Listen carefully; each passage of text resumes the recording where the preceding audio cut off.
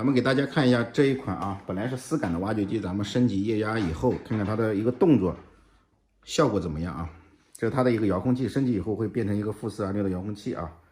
咱们现在这个是灯光控制啊，看到没有？打开，然后这样，